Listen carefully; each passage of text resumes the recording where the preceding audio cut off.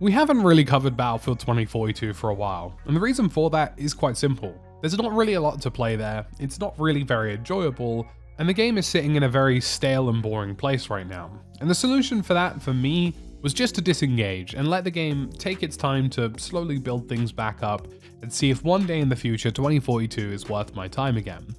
Now, today they've outlined the first changes, or substantial changes I would say, to the game, which is starting with map design. Now, map design is definitely one of the larger flaws in 2042 and definitely an area that needed immediate addressing. In Battlefield games of the past, Battlefield has always been very good at having open maps with a chaotic environment, but controllable chaos with different kinds of lanes, different kinds of intensities, different kinds of abilities to carve out your own pathway to an objective and work the game how you want it to work it. And in 2042, that isn't really the case. The game just features a bunch of open space, throws 128 players in it, and says, good luck. Now, whilst I'm happy to see that they are making substantial changes in the core feedback for how map design works in 2042, I think it's a real damn shame that yet again, this is something that's having to happen during the life cycle of the game, as opposed to happening before the game, which is just not really making a lot of sense to me. A lot of this feedback could have been handled a long time ago and could have been done a hell of a lot better than it is being done now. Because at the moment, it feels as though they're effectively trying to grapple with trying to remake and relaunch Battlefield 2042, which has suffered a huge decline for the game. Now, again, whilst I'm happy these changes are being made, the questionability of how we've landed here in the first place always kind of peaks up in this game. For the first time, this blog post acknowledges that 128 players isn't actually all it's cracked up to be, and that the player count should really be scalable to the experience, as opposed to just giving everybody 128 players for everything. This was one of my early concerns with the game, and it honestly seemed to come to pass because 128 players doesn't really add anything significant to the game if the intensity is still low. And likewise, if the intensity is too chaotic, that also makes for a bad experience. Now, in this blog post, they outline 5 different areas in which they're going to improve the map design for Battlefield 2042, and give us a look at a work-in-progress version of how they're rearming and rescaling Kaleidoscope in Battlefield 2042 to make it a more intense, more fun, and more enjoyable experience. Now, the interesting part of all of this is that there isn't a lot of room that Battlefield has to work with here. Because the games are already inherently quite complex in terms of the size of the maps and the player counts, it effectively means that we're mostly going to be working with static elements here. And there is a real concern here that performance is going to have to stay at the same level or get better whilst the maps get theoretically more complex in some places, and I don't really know how they're going to achieve that. It's why this is probably going to take them a very long time, and I don't think this is going to be a quick fix, and it ultimately means that you won't see a lot of Battlefield destruction in these Battlefield maps that have been changed and altered, because it just doesn't really work that way. You can't add destruction, add players, and have both things at the same time. 128 players means problems. So the first area they're improving is Traversal. They're saying that from people running from base spawn to a flag, or from a flag to a flag, the situation is pretty much a walking simulator. And that there are a lot of situations where you end up spending a lot of time on the ground. And that's true. Realistically, if you don't have a wingsuit and a height advantage, it's very difficult to run around these Battlefield maps without calling in a vehicle. And even then, the odds of you getting a vehicle are still pretty low, or the odds of that vehicle not being blown up because it's a huge target. The next area is allegedly intensity, and they're saying that the intensity of the gameplay is a bit of an issue, in both kind of situations. The overall chaos can be overwhelming, or the overall chaos can not be overwhelming enough.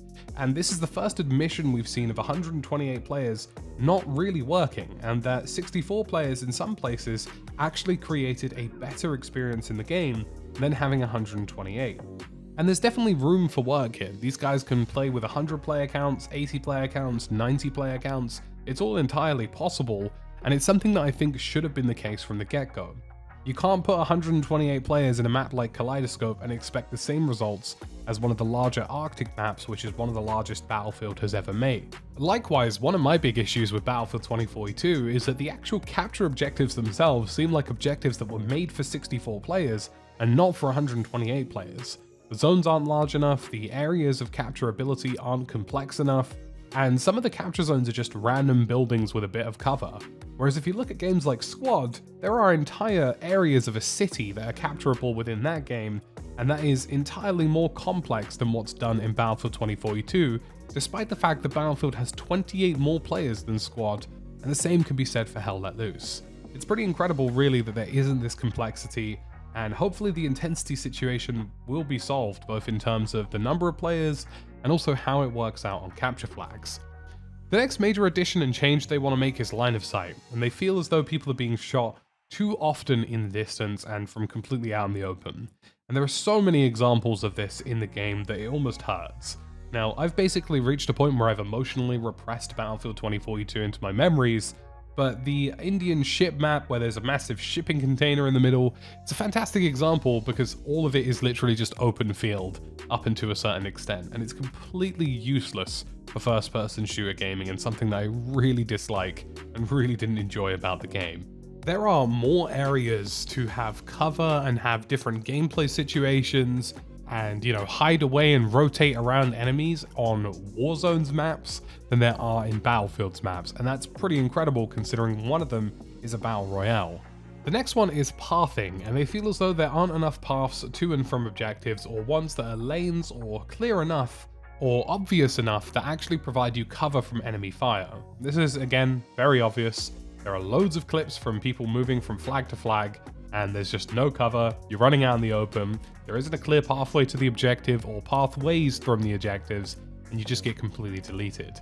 I think a good example of this is on the shipping container map. Again, completely repressed this game, but at the very top of that map there is a peak where you can parachute down to any of the objectives, and that works really, really well.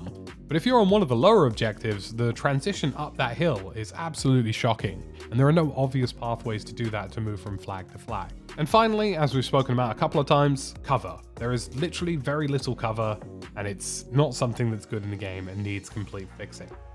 Finally, they've showed off some prototype layers of Conquest and Breakthrough, and this is what they're planning to do with Kaleidoscope, and we'll be planning more of these with different maps as well, and planning to make them more obvious, better running, and make them feel more like Battlefield maps.